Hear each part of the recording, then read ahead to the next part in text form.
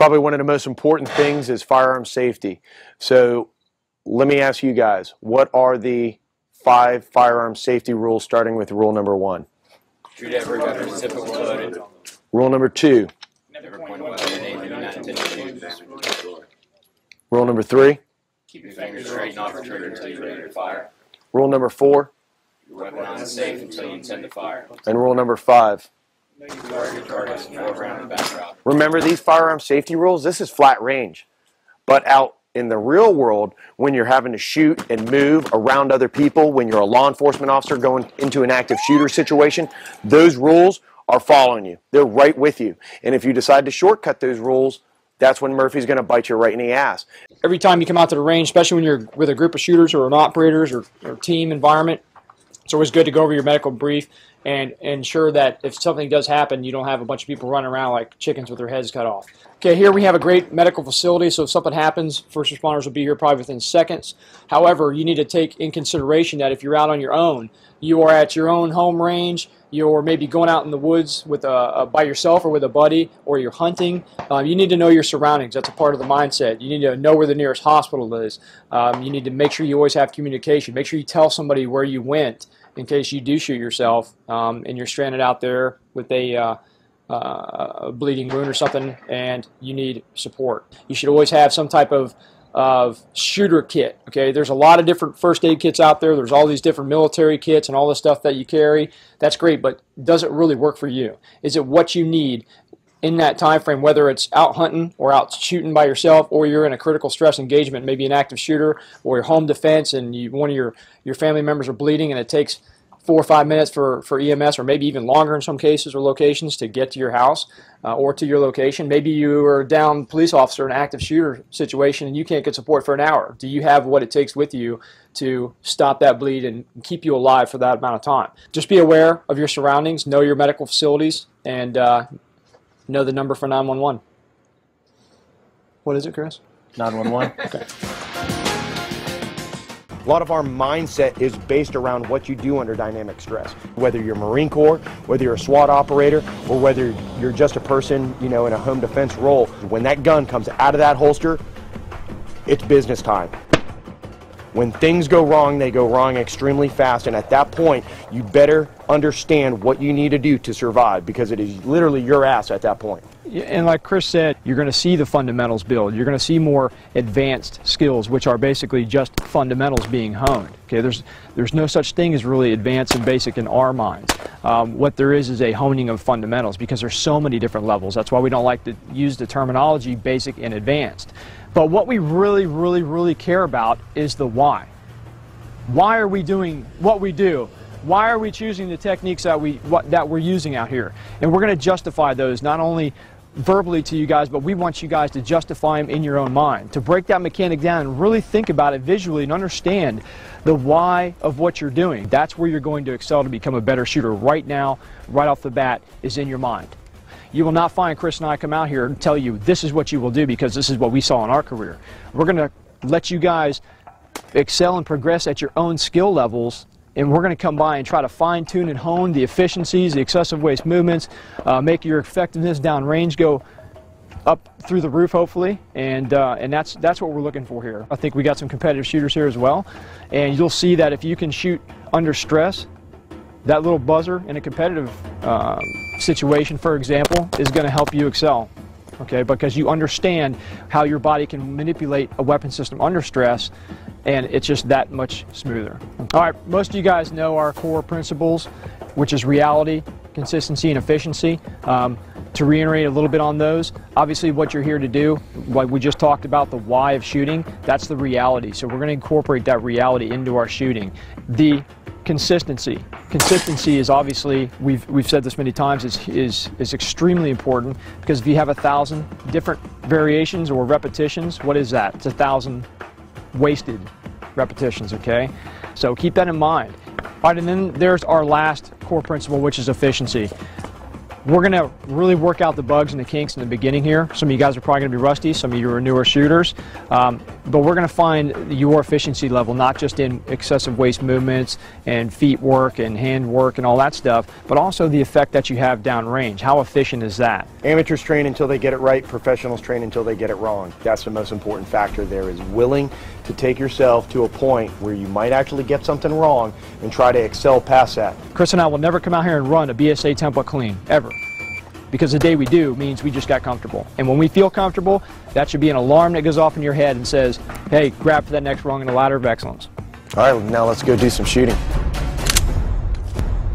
All right, guys, the first thing we're going to cover is the grip of the handgun. We see the most inconsistencies with the grip and inefficiencies as well. So we really want to concentrate on getting a consistent grip every single time, and we're going to talk about the proper grip right now and the mechanics behind it. My grip starts in the draw, which we're going to cover here in a little while.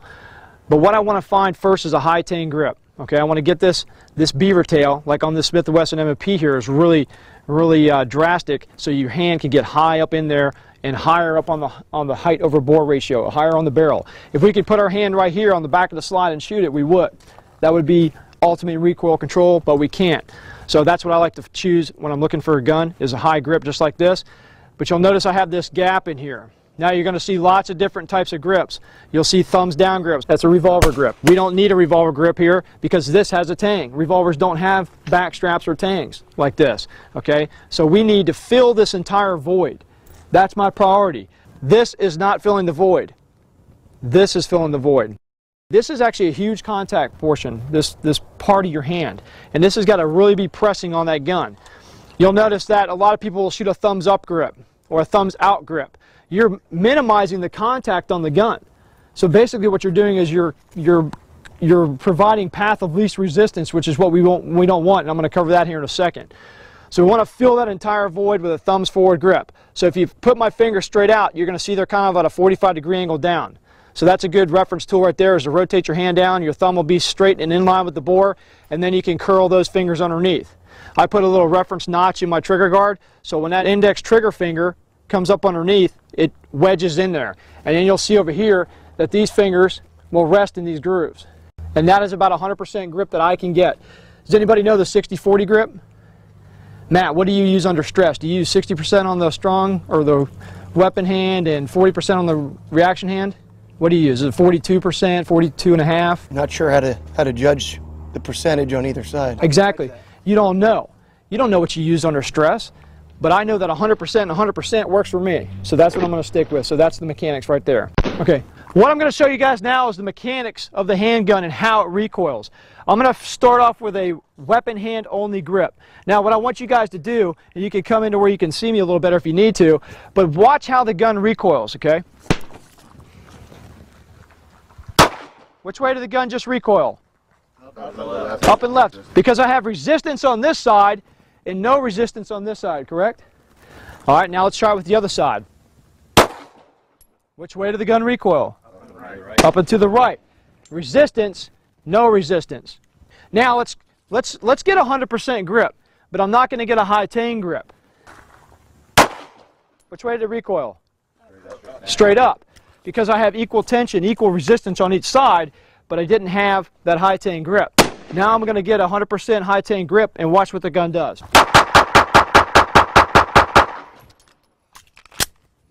Which way did the gun recoil? Straight back. So guys, right there are the mechanics of a handgun. That's how the recoil works, and that's why you've got to have 100% maximum contact on the gun. Thumbs down, thumbs up, teacups, wrist grabs, Hawaii 5-0, whatever you want to call it, whatever you want to use, that's fine, but think about the mechanics and see if they justify themselves in your own minds by just watching that demonstration right there. What we're going to do now is admin reload. This is an administrative reload. That means you can take all the time in the world to make sure that gun is in battery, so when you do have to use it on your nightstand, pull it out of the locker, you're putting in your duty gear, you're going out on patrol, or you're going out in Durka-Durkistan somewhere, then that gun comes out under dynamic stress, it will work. Because I've seen so many people set themselves up for failure because they're not consistent with the way they load, whether it's riding the slide or they're not seating the magazine all the way, and they're just like, yeah, whatever, and they put it away, and next thing you know, people are dying. Okay, so it starts right here, basic fundamentals, ab and reload. So I'll work through it with you guys. First thing you're going to do is you're going to get into your stance. All right, a lot of guys will just come up and they'll start grabbing their guns and they're like this, and they start loading it and they put it right back away. But what I like to do is take it the extra step. I like to come out, look at what I'm about to shoot, visualize a real person. Maybe it's a light switch on the wall. He's really tiny. And what you're going to do is you're going to draw like you normally would. So what I'm doing here is getting one more repetition on the draw in my life. And also, sight alignment, sight picture, and that is, again, one more repetition. So I'm being consistent to what I'm about to possibly go out and do on the streets or in my house. Because, hey, maybe 5 minutes from now, somebody breaks in. Maybe 5 minutes from now, I get an active shooter call. So consistency. Getting that sight alignment, sight picture. Once I'm comfortable with that, I'll bring the gun into my workspace. Notice where my workspace is. This is not my workspace, okay? You guys see that? This is not my workspace. This is a workspace. Can I see my gun here? I can see you guys, though. Can I see my gun and you guys now? Sure I can. So if I need to problem solve, I'm problem solving and keeping my head up. Okay? We see a lot of guys doing this, looking down at the gun. That is what's going to get people killed. Had a guy write an email to us the other day. He was a Marine in Iraq, and he shot a guy 15 yards away with his carbine, watched him fall, ran across the street, did a speed reload down here. When he looked up, that guy he just shot was in his face and shot him, and now he's a paraplegic. Because his workspace was not here. He was not aware of his surroundings. So that's why we want to be consistent from right now, from the start. All right. Once this gun is in a workspace, I'm going to go ahead and take a magazine out. I'm going to index the magazine properly with my index finger up along the tip of the rounds here. A lot of people say touch the round so you can feel it. That's okay, but you don't really need to do that. The round's going to go in. Insert one time. Don't sit there and tap it a couple times. It's one insert. Okay.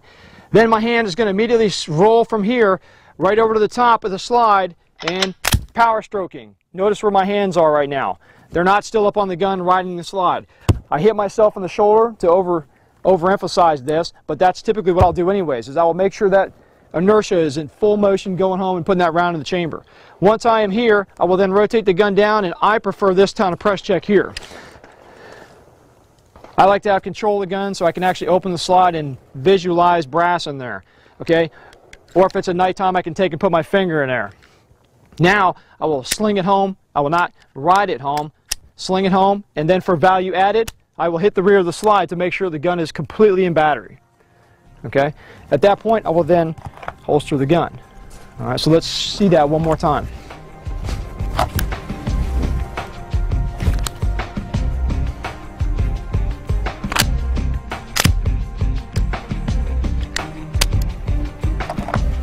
And that's it, okay? You notice the steps are very deliberate. I stop and make sure that next action I'm about to do is precise and done correctly. And that's where the consistency will start. And if you maintain that consistency, that will turn into long-term potentiation and learning. And then your subconscious mind will eventually take control, and I don't even have to think about what I'm doing. And that's where we want to get. Because under stress, I don't want to have to worry about these fine things when I've got bigger things to worry about. First thing that we'll look at is stance. Stance is extremely important. We can look at it from starting from the feet, working all the way up back to the gun. First thing that we want to do is generally start with our feet shoulder width apart. We can take our reaction leg and put it out slightly. Remember that the legs and the lower body, though it is important in a perfect world, if we can get into this stance, then that's what we need to do. Also, the upper body, our chest is generally forward. Our arms are generally in a forward position because that's what we will do under a body alarm response or reaction to a dynamic stress situation. So what you'll find is most people under stress come out and drive their gun because they're panicking. So what we try to do is we try to incorporate techniques that allow you to do and practice what you are going to do under stress. Now, we get our feet shoulder width apart, left foot slightly forward, not aggressively forward, to where you cannot take that shot there where you'll actually be hyperextended on your hips, or your hips won't allow you to rotate. You'll actually have to come up, replant your foot. That's wasted movement. So what we want to be able to do is I can take him, I can look, I can drive, fire here, move, engage here, here, here. It does not matter. My lower body is stationary. My upper body is what's more in control at that point. What you're going to find is that what your upper body does is slightly more important than what your lower body does, because your upper body needs to control and manage recoil. When we drive that gun out, when Travis talks about that thumb forward position, when we talk about the grips and the mechanics of the gun to mitigate recoil, what we're also looking at is our elbow position, because a lot of times people will shoot handgun like this, and generally the bend in the elbow creates the path of least resistance. Now, you can shoot accurately like this, okay? You can. You can be a bullseye shooter and come out and fire and hit the X-ring at 50 yards. But this is a dynamic handgun. This is preparing us for a possible engagement where we actually got to get on this gun and run this gun. Each and every one of those shots are where they need to be. But if I drop that elbow, that gun is going to go to the path of least resistance, whether I have a good dominant grip on the gun or not. So upper body is extremely important. Again, driving straight out. A lot of people try to wonder, well, how aggressive do I drive my elbows out? So as a good rule, you can just say hyperextend to where it causes you pain, back them off to where it doesn't. And then that's generally your happy medium. Everybody's built slightly different. So those mechanics are going to be slightly different between each individual. Sight alignment is what? What are we generally thinking when we're having to align our sights? How do we do that? Front post centered and level, and then rear notch. Okay, outstanding. So it's leveled and it also has equal daylight on both sides, correct? Now what do we mean by sight picture?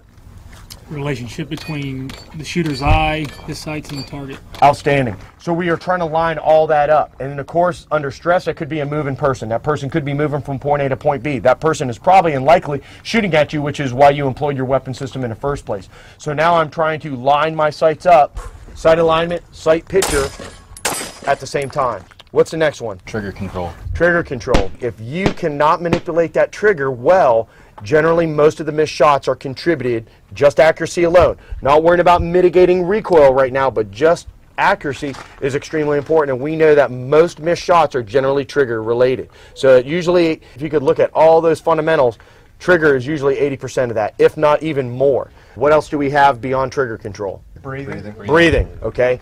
Breathing is going to be extremely important, but if you have to make a critical shot, we try to break our shot on what we refer to as our natural respiratory pause. So as I breathe in, I breathe out and exhale, boom, break that shot. There's about that 3 seconds of, if you don't get that shot off, what's probably going to start happening? Because you're talking about holding your breath, possibly. Start to get that tremor is going to go all the way through your body, and then eventually, if you don't breathe, what's going to end up happening? You're gonna be unconscious. You'll know it because you'll be laying there. So the important thing is breaking our shot on our natural respiratory pause. So breathing is important on critical shots, but when you start running and gunning, you're going to realize that you're not paying attention to where you're breathing. You're going to be watching your sights. You're going to be watching what your gun's doing, trying to mitigate that recoil. Worrying about trigger reset, okay? And that moves us to the last one, which was? Follow through. Follow through. What exactly is follow through?